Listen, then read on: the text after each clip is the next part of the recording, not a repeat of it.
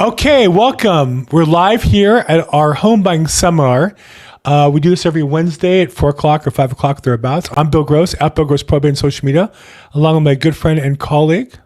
Patricia Castillo. That way. It's kind of interesting. It's mirrored because when I look at her, it's there, but it's there. And our good friend and lender, Shannon. Shannon the lender. And we get together to talk about helping you buy your first house or your next house. So, what's new in the marketplace? Patricia, Shannon, what's new? What's happening? We know last week, because of negligence on his part, rates jumped up 0.5%. Shannon wasn't paying attention, and the rates stayed in that same boat. How has that, and it's interesting to me how the news on that rate hike has been like invisible. Now, this isn't a political show. I don't want to get into politics, so it's obviously related to the election, right? Everybody wants to talk about good news. Nobody wants to talk about bad news.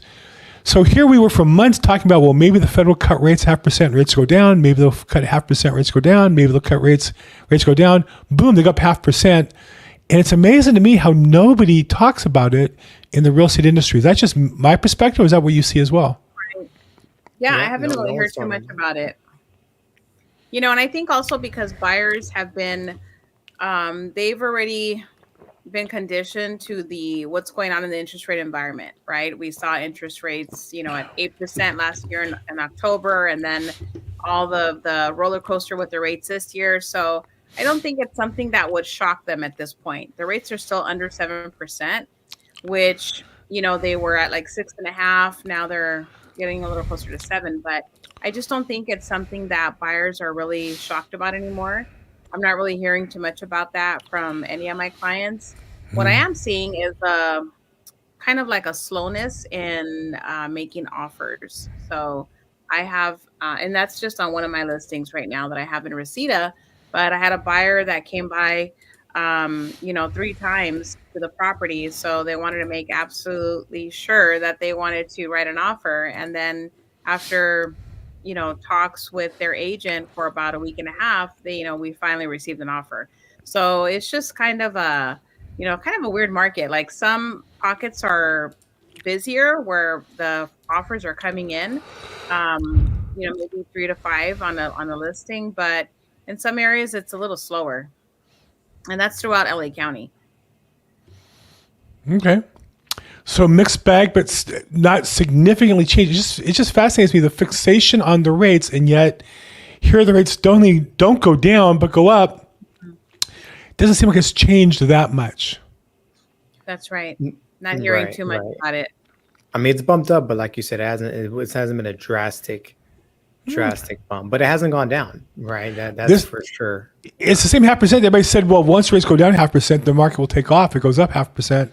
And it's really like nothing happened. It just fascinates me. I don't know. Yeah, I think what Patricia is saying is like, people are making a big deal about the rates. And I mean, we see it. I think just some people, and I'm not saying the person who's watching, but some people just make excuses of like, hey, I'm not going to buy because of, right. the rate. And once the rates go down, it's like, now what? Right. Mm-hmm. We always have an excuse not to do something and prepare and do the hard work. Yeah. Okay. And, I think some clients I have a buyer right now that's interested in getting approved. And I had 2 conversations with her and sent her a list of items we would need. And she was very well organized. She sent me an email with all the information. I sent it over to Shannon, and he's working on that. Right. So I think it really depends on the motivation for each buyer and what their time frame is. So some buyers that are just barely getting their feet wet start wanting to look at homes to see what a purchase price of, let's say, $800,000 is going to get them. How much house are they going to get for that price? What's the mix of like bedroom versus bathroom count? And then just seeing what the floor plans are that are available right now. So I've had buyers that are coming in, looking throughout my listings and saying, we're really not looking right now. We're just kind of wanting to see what's out there right now and see how the prices are. And so a lot of, I don't want to say like looky-loo buyers, but they're just kind of in the beginning stages and looking to see what the properties are, what they look like, how much space they have, what they're getting from one area versus another. So I've had, those encounters with buyers that are just wanting to know how they get pre-qualified when they get to that point. But there's still a lot of interest out there from what I can see. It's just, I think one thing that I'm seeing more lately is, ever since the NAR settlement, is still a lot of confusion with the buyers. They come in to the open house not really knowing what's going on. Are they responsible for paying their realtor's commission? Can they get a credit still from sellers? Is that still allowed? And so there's a lot of questions, in that area. That's what I see most lately. I get a lot of confusion on that subject, and when I tell buyers that I can't represent them because perhaps for whatever reason I can't, and they'll argue with me like they don't know what they're talking about. I think one of the problems that is true in the market is that it's not just that buyers don't know, it's that also buyers think they know more than they do. I think they think by reading the news on Redfin and Zillow that they understand the market. And I literally had a guy in this conversation with me say, well, moving here from Arizona to California, which means he's never even inquired about a California property in his life. And he asked me a question. I said, well, do you have an agent? No, I don't. Well, you should have your agent call me. Well, you can answer the question. I said, well, legally, I really can't. He started arguing with me, and I said, dude, I'm a broker. I've been here my whole career. You've never been to California, and you're telling me what our laws are. But the thing that I wanted to point out, and I think this is the challenge throughout our society, is the lack of humility that just because I read Zillow every week thinking you understand the real estate market, whereas to be honest, I think less than half of realtors understand the implications of these changes. They're very complicated. They're very legalese. The devil is in the details on the wording. I'm sure, as you know, Patricia, on the paperwork, we do it one way, we have to redo it to be in compliance. Very complicated. And I think rightfully buyers are confused. And when people are confused, they're less aggressive and less determined and less active. And so I think there's a unmeasurable impact this is having on the market that's not good, of discouraging buyers from moving because they think they know so much. They find out they don't know about this area. And I'm sure some of them, I'm sure walking an open house and being told you have to sign a document can be very off-putting, right? And if you don't understand the reasons why, you end up being defensive. You walk out, well, that whole real estate industry stinks. And you walk out and you're going to put your money in stocks or bonds instead of investing in real estate. That's not going to be a good thing for our economy. Right.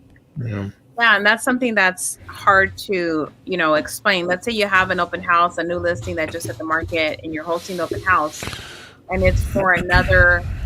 EXP doesn't allow us to hold open houses for other brokerages, but in that case, if you're not the listing agent and you're hosting an open house, and the buyer comes in, you have to have them sign a form, that lets them know that you're not the listing agent, but that. You can come in and see the property, but they do need to sign that acknowledgement form. And so a lot of buyers, it's kind of a hard pill to swallow to ask them to sign anything, right? Yes. And especially you just met them 5 seconds ago. Well, and it's 2 pages, typically at least. It's fine print. It's not like an easy document to read. It was written by attorneys. Right? If you wanted to have somebody write that form for you and pay an attorney, it would cost you thousands of dollars. So it really is challenging to buyers who don't. And if you don't know going in the door to expect that, you can imagine it just stops them in their tracks. I think on the flip side, that's one of the real advantages, Patricia, that you offer your clients is holding your own open houses, right? That you're both a listing agent, but to service your listings, you do open houses. I don't. And I work a niche where I can get away with that. But for most listing agents, they don't, but they're not really servicing their customers as well as you are. I think that's really a piece of value to your customers that you have to make sure you explain that they understand that you're being there makes the process simpler than having some other agent there. Right. And most teams are going to have most other teams are going to have some other agent there, and that's just a different process, I think. That's right. And everything's changed, and we have to have the right paperwork. In case we're audited for any reason, then we have to be in compliance. I mean, the fees are pretty hefty, so we definitely are staying away from that. And it's just a matter of explaining it to buyers. But that's why I primarily host my own open houses, because I'm the listing agent and I know everything about the property, and I can speak to a buyer about it. So it just depends. But I think the process right now is still very confusing for buyers as they're coming in to see an open house. And even if we had one of our other team members was hosting an open house, and he was asking them to sign the form, and they said, well, we're not signing anything, and they just walked away.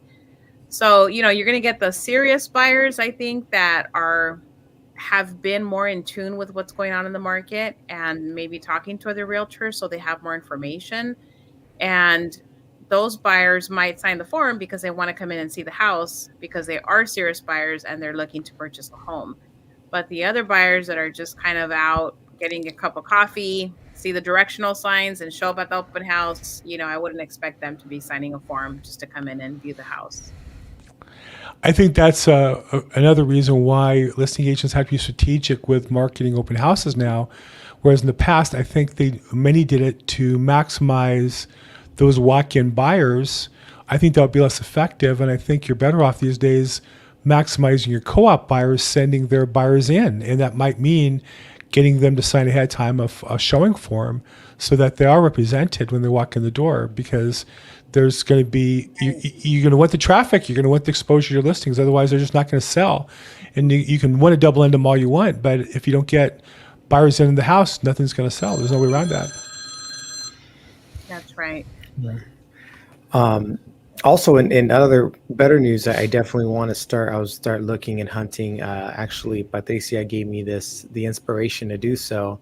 I did find a down payment assistance program that Santa Ana has. Actually, I don't know if you guys have heard of it, but they're willing to give the city of Santa Ana first-time home buyers. If you you have to be a first-time home buyer, they'll give you up to $120,000 at 0% interest. So there's a few catches there. There's some income requirements, and a few other things of that nature. But there is money out there and I think before you had to have lived in Santa Ana or graduated over there, but now they've adjusted that rule, and they had about $3 million set aside for this.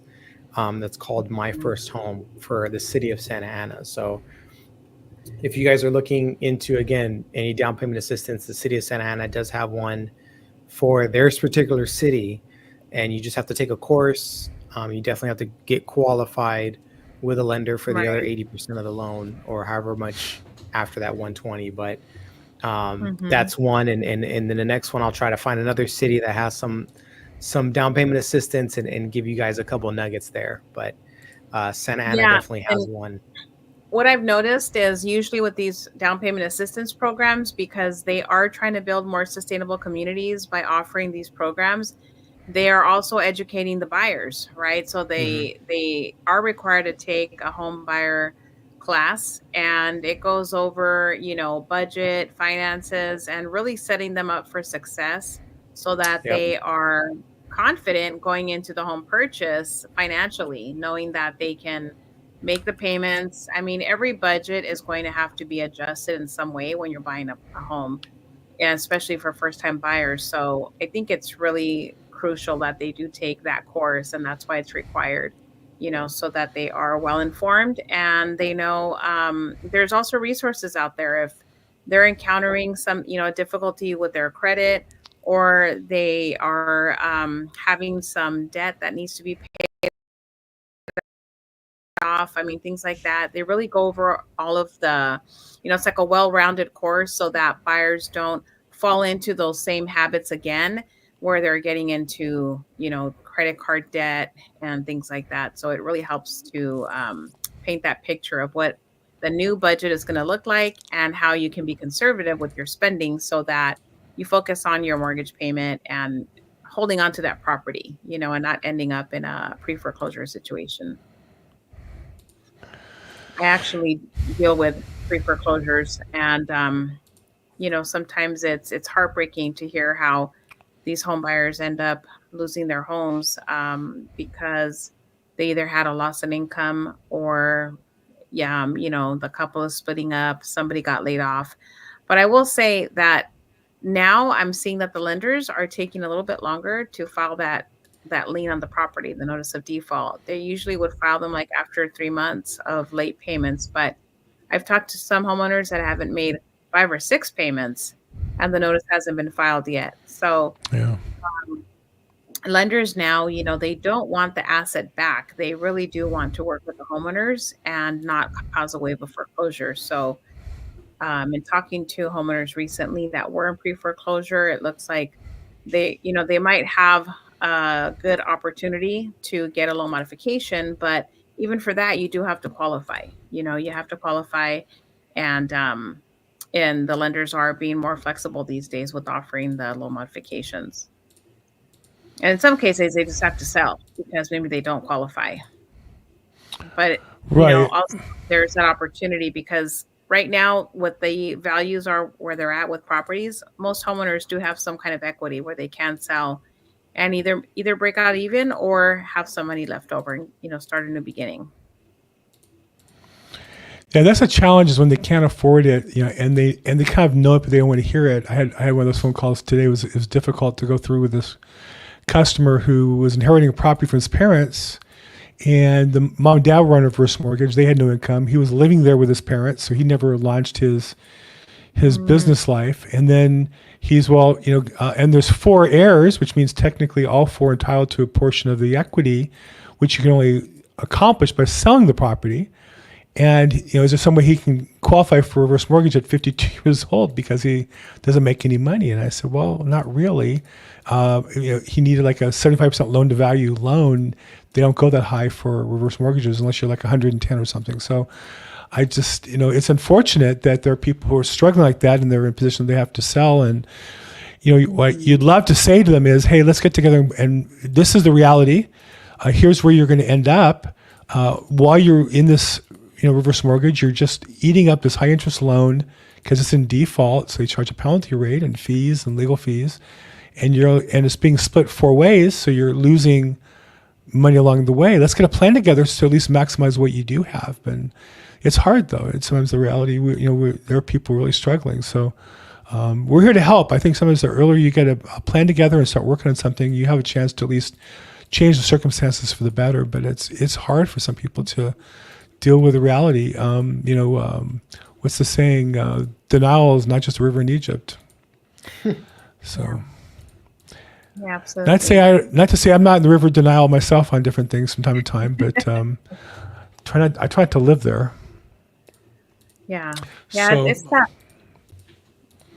But I think overall there's great opportunities, and I think that's the other part is as much now as ever. There's less business in our industry, but there's also way less competition. I think that's the missing opportunity for people.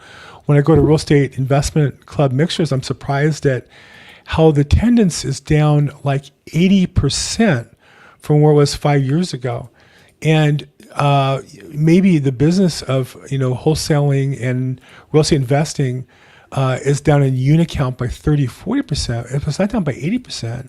And I can say those of us who are still in the business and working every day and treating it like a business, a lot of us are doing really well, better than we were 5 years ago. And there are people who just can't get committed to getting started. And it's still a great opportunity. There's more probably distressed sales. I think I heard somebody say, this is the market where you work twice as much for half as much money, but at some point the market changes, and that's where all the wealth is built. Yeah, I think it's true. Absolutely. Yeah. Okay, so I don't know. Is there anything else that we need to before you kind of finish up? Any other thoughts you guys want to talk about? I do have an open house tomorrow at 18925 Sataquay Street in Reseda. And I just adjusted the price today to $978,000 for a 4-bedroom, 3-bath, 2-story home. And it is on a busy street on Sataquay, right at the corner of Wilbur. So it's not a home for everyone, but it is a beautiful home for the right family. And I do have an update on our mobile manufactured home side. We do now take I-10s. ITIN people. However, you guys need to use your ITIN for W-2s, pay stubs, and credit. So I know that that's going to be a little difficult challenge for some people, but we do take ITINs now on that side. So it's a good thing. Okay, great. What's the down payment amount? 5%. And then, I mean, obviously with closing costs, things like that, it's I usually tell people like 10 to 13%, you know what I mean? Around there. Okay. But This for mobile homes? Yeah. So mobile homes with an ITIN means you can buy a mobile home and you don't have Social Security, so you're like a resident alien with a green card? Yeah. But you do need to that same identification number. You do need to use that as for your credit, for your pay stubs, things like that. You can't use someone else's identification, I guess I could say, for your job and things like that. So you got to use that number for everything in order for them to calculate everything. Yeah, it used to be called a felony when you use other people's ID. Yeah. Now, well, now it's just I don't want to incriminate anybody. Now it's just a financial tactic people use. So yeah, funny. Yeah. Okay, well, there you go. Well, that's exciting news. And then Patricia, as always, a open house on our listing in Reseda this time. You can see her in person. When is the open house again? Tomorrow from 1:30 p.m. to 3:30 p.m. 18925 Sataquay. So that's Thursday from 1:30 to 3:30. You can see her live in person.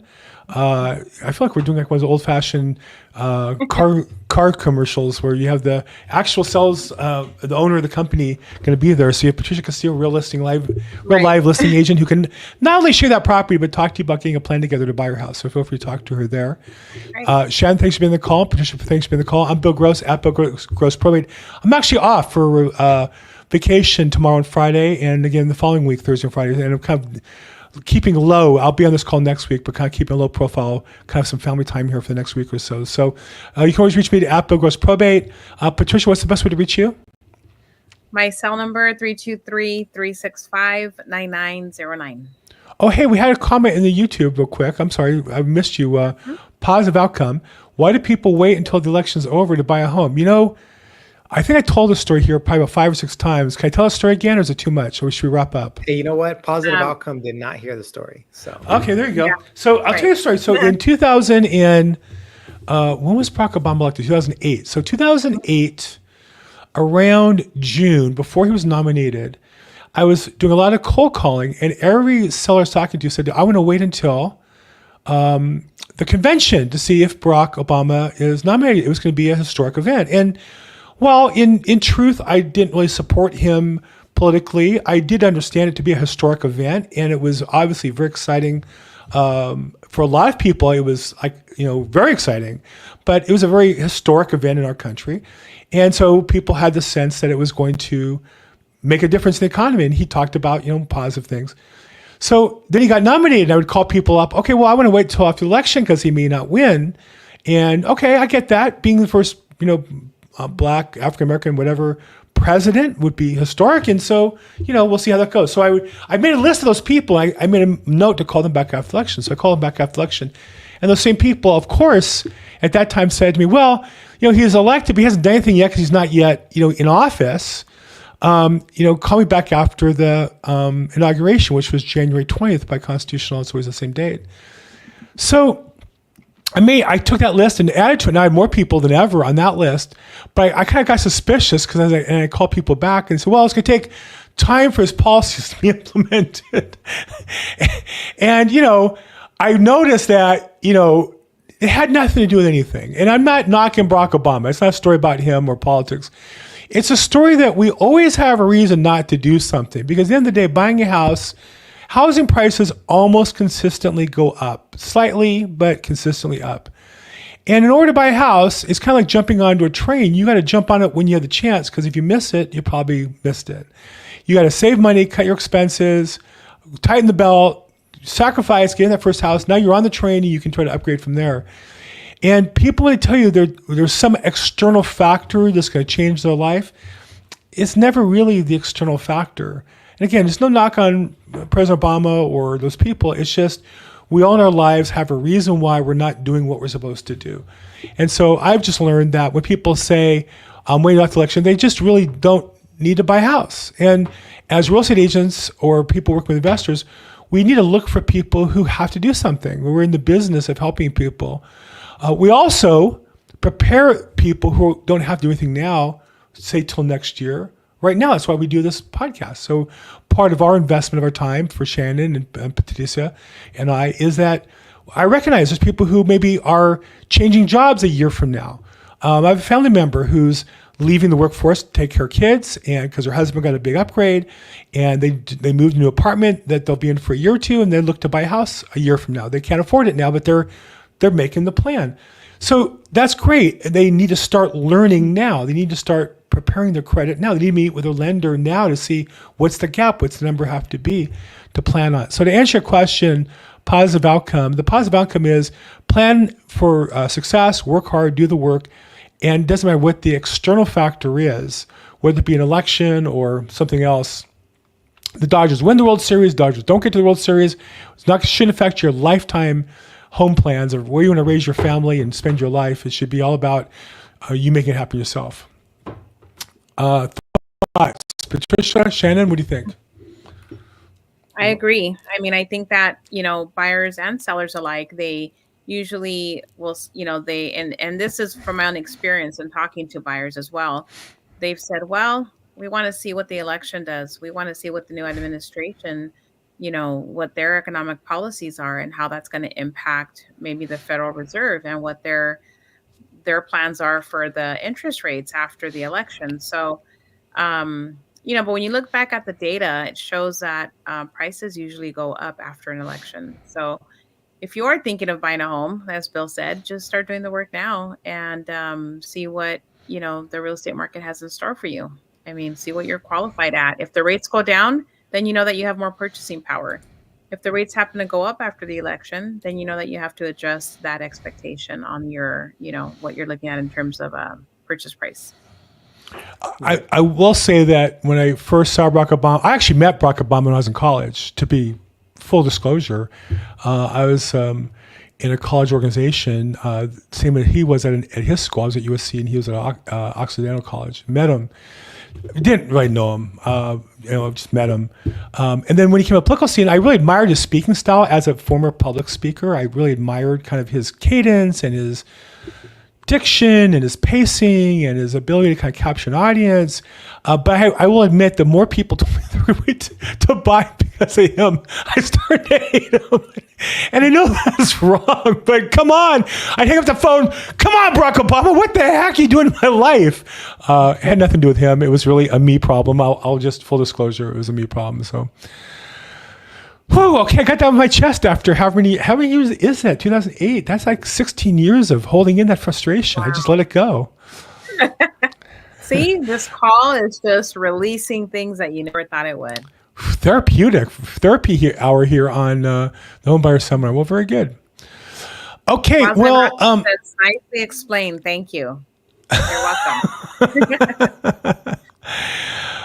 Woo! Well, yeah, okay. There you go. But no, I mean, again, as a salesperson, you're always frustrated when people tell you that they're waiting for something. But the reality is that nobody wants to be impolite, or very few people want to be impolite. Very few people are going to say, I'm not ready to buy a house now, and have that acknowledgement. And I may never, and I'm not going to work on a plan now anyhow. Very people are going to say that to you. So a nice way is always to have some nice, pleasant way of saying, here's a reason why, we're not going to buy now. And so it as a salesperson, I kind of learn to see through that, accept people for where they are. And I think, again, we want to, there you go. So here's a great question. Positive outcome. Says I'm from Minnesota, and I have two team members who are in Minnesota, actually, great agents. I want to buy a house in Texas. Can I use my Minnesota income to get the house? So let me show you a couple things. First is find out what houses in Texas you would cost. Now you can go online, Zillow, Redfin. An agent can give you that access. I have agents in Minnesota that give you that access in Texas and vice versa. But the key answer is you can use it to get the house. The question is, how will you qualify? And it depends on what the income is and how it's documented and how you prepare and plan for it. And it says you want to buy in Texas. Does that mean you want to buy now, or you want to buy in 6 months you're moving, or maybe a year from now when your kids are, school year ends, or who knows what the story might be. So I think the thing I would say, Fort Worth, well, I'll tell you, Fort Worth is spelled without the H. It's two words. I know Fort Worth very well. Mm-hmm. Well, positive income outcome, I would suggest you reach out to an agent. If you want to buy now, reach out to an agent now, that a loan officer who can qualify your finances and see what the nature of your income is. There are certain businesses that you can qualify with your income now that will transfer. There's certain businesses that will transfer. Maybe you're moving because you have a new job lined up and there's certain processes to go through. So without getting personal in front of our audience of other people online and recorded forevermore on the internet, I would say get in touch with Shannon and talk to him about your income. Or if for some reason not comfortable, call Patricia and she can issue another lender as well. But get your particular case. I don't think you care, out of 300 million Americans, what the answer is for most of them. You care about you. Let's get the right answer for you on your particular case and situation income. Does that sound fair, Shannon? What would you say? Yeah, I think that's great. And positive income, I would just say rule of thumb for conventional loans is two things. One, if you're moving from one state to the other, the bank wants to know how you're going to proceed with that income. So it's either going to be A, you have a letter from your employer stating that you can work from home. And if you can work from home, great. It's not going to impact where you're going to be at. You can use that income. Or B, you guys have another location at, ideally 50, 60 mile radius from where you're going to be purchasing that house. And you get a letter stating that you're going to be moving over to that second location. So typically that's how, if you want to use that income from your current job over to the other one, it's either A, I have a letter stating that I can work from home, or B, I have a letter stating that, oh, perfect, offer letter. Offers letter also work as well. We do have to also take in consideration, are you going to be working in the same field that you're in now? So that's also one thing. And number two is the offer letter. Is it salaried?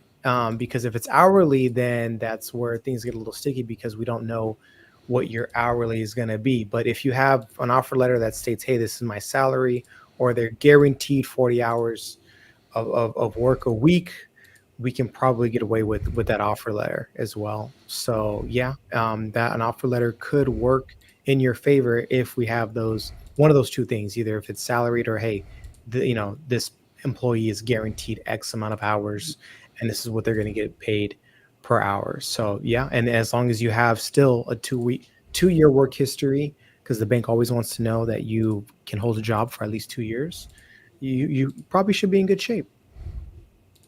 There you go, from a real life professional lender. But again, I think the key for you is before you get too far down the road, I would really urge you to get with Shannon, would be a great one, or somebody else, but somebody who you're going to rely on, because at some point you're going to start spending more money and more time, and you're going to depend on that.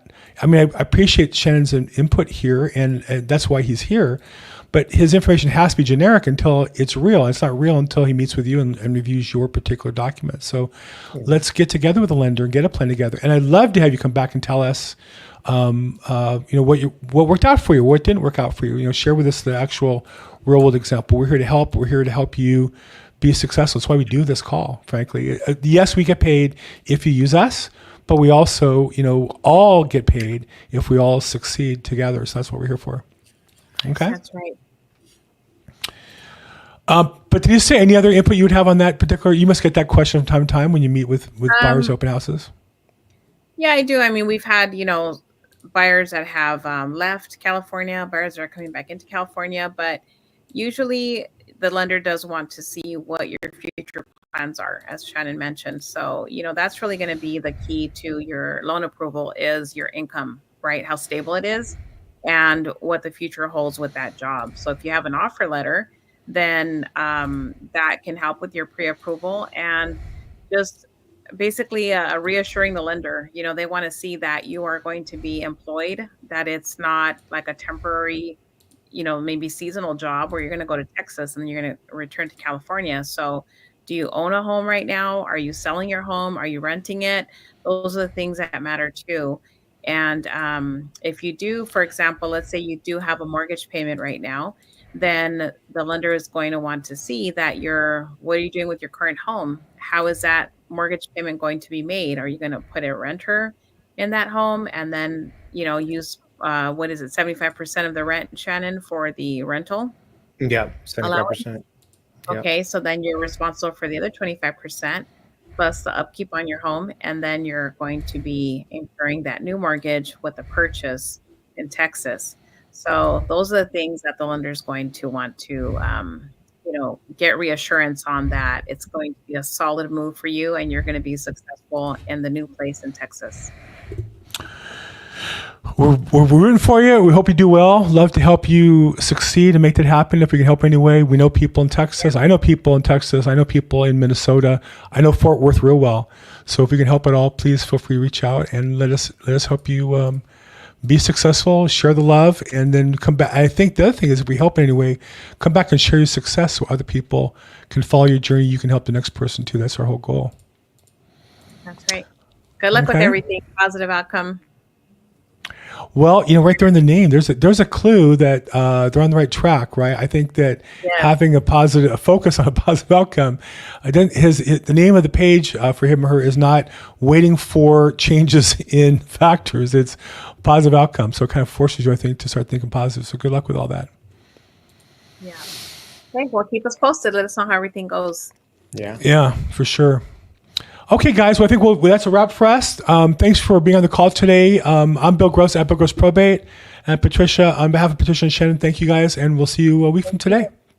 Okay. Bye, everybody. Thanks so much. Bye-bye. Bye-bye.